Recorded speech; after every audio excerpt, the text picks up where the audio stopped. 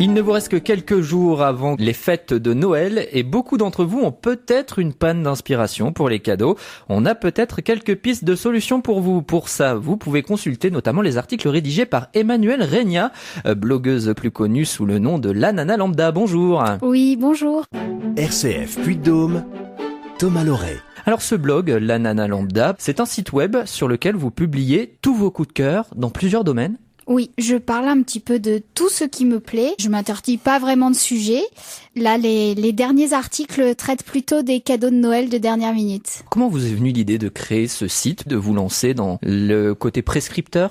Oui, alors je me définis un peu comme une facilitatrice de liens. J'aime bien partager mes bons plans et c'est ça qui me galvanise et qui m'a aidé à me lancer dans le blog. Combien de visiteurs en moyenne ? Sur un mois, j'ai à peu près 20 000 visiteurs. On parlait des fêtes de Noël.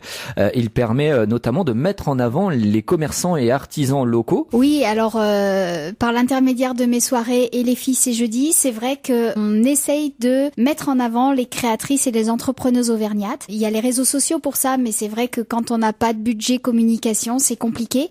Donc nous, l'idée, c'est vraiment de mettre en avant ces créatrices et puis leur savoir-faire, puisque elles font énormément de jolies choses dans tous les domaines, que ce soit des bijoux, que ce soit des vêtements, vraiment toutes sortes de choses. Alors justement, quels sont les commerçants et artisans que vous avez eu l'occasion de mettre en avant dernièrement ? Dernièrement, on a mis en avant par exemple Adanis qui fait des cosmétiques bio. Alors vous parliez de vêtements notamment, on a des créatrices dans ce domaine-là ici ? On a les Mômes des Dômes qui font des vêtements pour enfants. L'intérêt c'est que c'est du Made in Auvergne et c'est des produits qu'on ne retrouve pas partout et ça c'est génial. Et dans l'alimentation, est-ce qu'on a aussi là des créateurs ? Oui, alors j'ai rencontré récemment les Tabliers Rouges qui sont basés vers Vichy mais qui gravitent dans toute l'Auvergne. Et c'est vrai que ce sont des personnes passionnées. La vie est tellement morose parfois que autant aimer ce qu'on fait dans la vie parce que sinon on s'en sort pas. Alors on parle justement depuis le début de cette interview des soirées et les filles, c'est jeudi. C'est quoi le principe de ces soirées ? Alors le principe c'est vraiment de réseauter. Alors c'est des soirées qui sont 100% féminines parce que ça n'existait pas vraiment dans la région. Nous, on voulait quelque chose qui s'ouvre vers le public, justement pour mettre en place des marchés éphémères pour faire rencontrer les créatrices auvergnates.